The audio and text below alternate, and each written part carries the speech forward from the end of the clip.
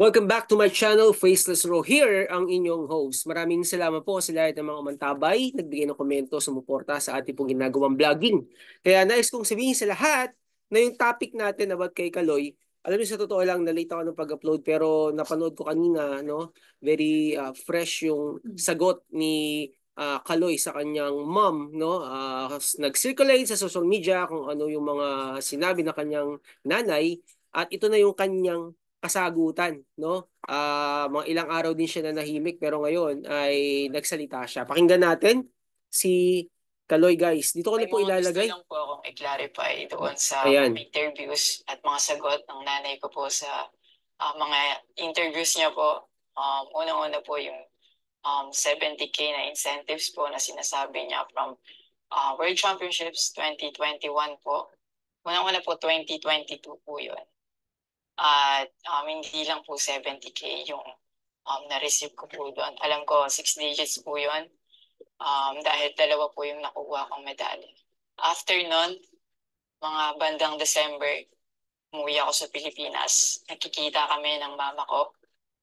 At hindi niya sa akin sinasabi na na-receive niya na pala yung incentives ko from World Championships. Hindi ko pa po malalaman na na-receive niya na po yung incentives ko kung hindi ko pa po hinanap.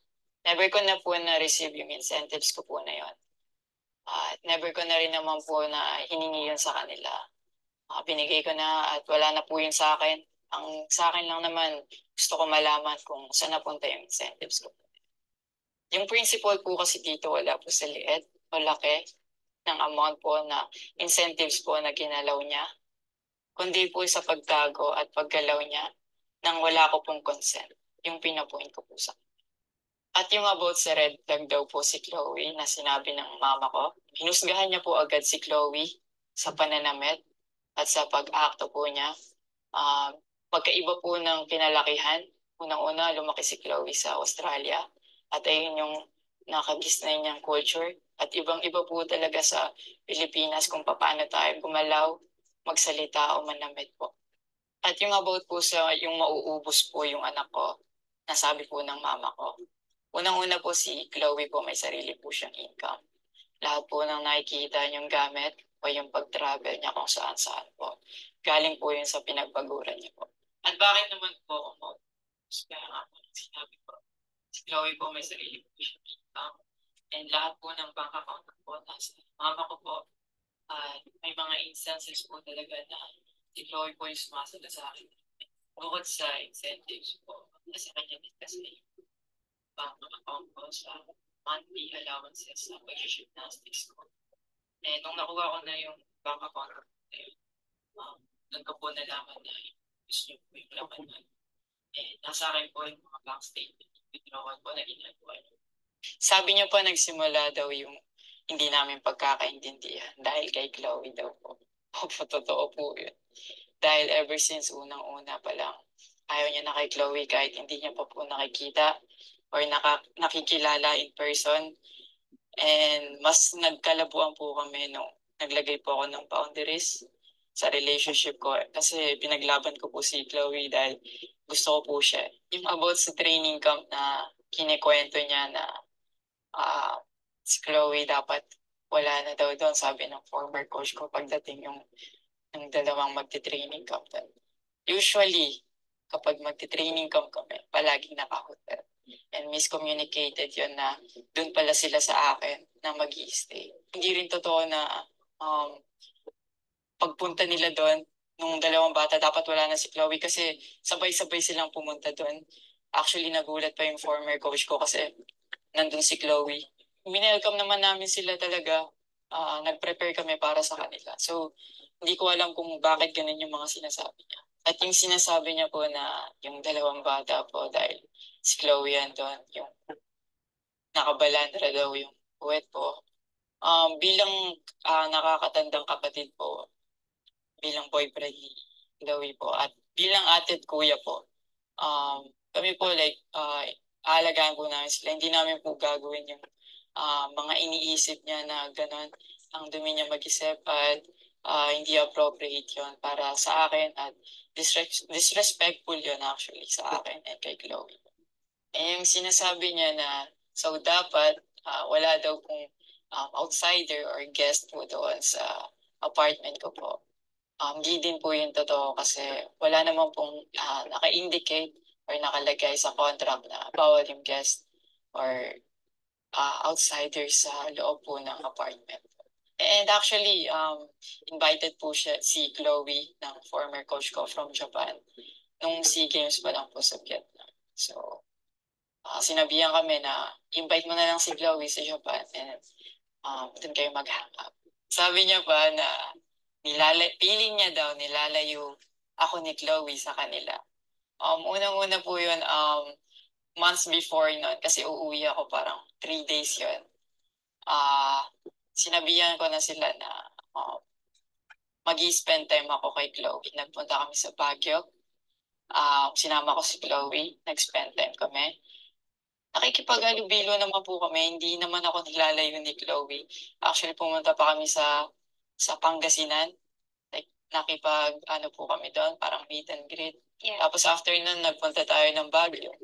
And then, ikaw pa nga nagkaya na yung sa bike. Yeah, because we didn't know what to do after nung kumain because they were like, oh, what do we do? It's like, oh, let's go somewhere in a park so that we can take the little kids to go biking. Yeah. So I'll just attach a screenshot of me saying sorry at that time if they felt left out when we were all hanging out sa Baguio. So you guys can just pause and read. Actually, nagkita po yung mama ko and yung family ni Chloe twice po. And then, yan, nag-usap po sila. And the last resort, my family made a group chat na kasama everybody involved because my family wanted to address kung ano yung issues ni mom mo towards me. Yeah, kasi marami na siyang pinopost. Yeah, marami na siyang pinopost. And even though my family knew na madami na siyang pinopost, my family still welcomed them, treated them with respect and with no judgment na pinaringgan nila yung side ng mom mo, what she had to say about me and our relationship. And then, after the group chat, she left, your mom left. And wala siyang narinig anything from my family. May recent interview po kayo na kinakongratulate niyo po ako. Kung genuine po talaga kayo, maraming salamat po. Ina-acknowledge ko po yung pagka-congratulate niya sa akin.